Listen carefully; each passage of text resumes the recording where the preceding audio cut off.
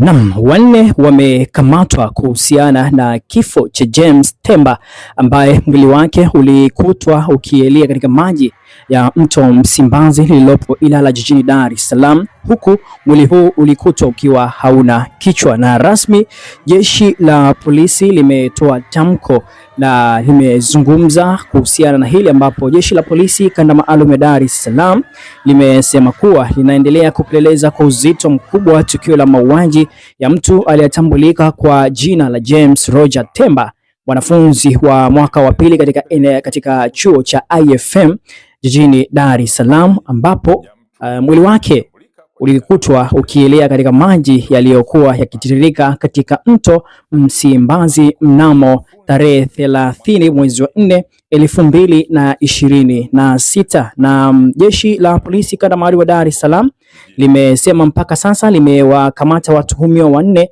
ambao ni Steven Roger Chaka Mbungu mwenye umri wa miaka 31. Huyu ni afisa maabara mkazi wa Bomang'ombe iliyopo Hai Kilimanjaro, na wa pili ni Anna Frank Lema mwenye umri wa miaka 30, mfanyabiashara mkazi wa Tabata Chang'ombe, na watatu ni Twalibu Hamisi mwenye umri wa miaka 23, mkazi wa Kigogo Kati, na wanne ni Michael John mwenye umri wa miaka 26, mkazi wa Kigogo Kati. Na jeshi la polisi limetoa wito kwa wananchi wawe watulivu, ambapo likizidi kuchunguza kuhusiana na mauaji hawa, ambapo James Temba alikutwa mwili wake ukiwa hauna kichwa. Na taratibu za mazishi kama ambavyo unavyotazama hapa, vilio vikizidi kusambaa katika familia, ndugu, jamaa na marafiki, na hatimaye basi mwili huu utasafirisha kwao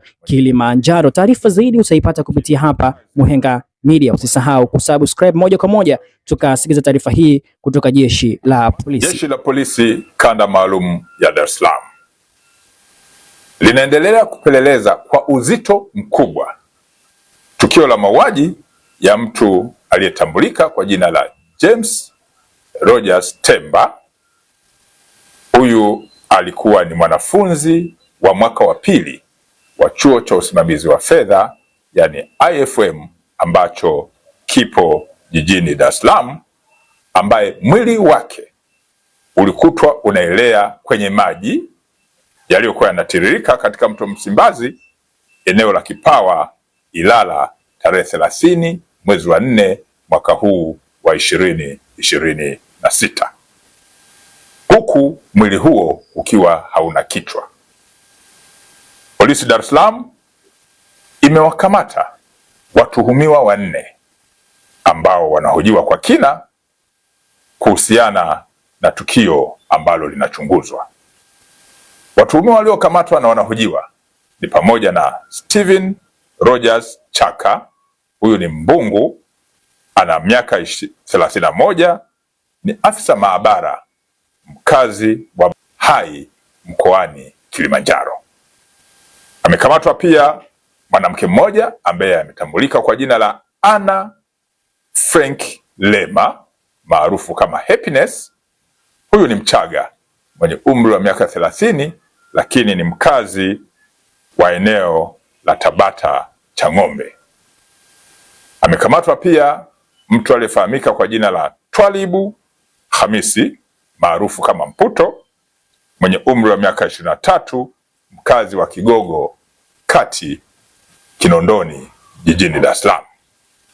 Amekamatwa mtu mwingine wa nne ambaye ametambulika kwa jina la Michael John maarufu kama Tambali mwenye umri wa miaka 26.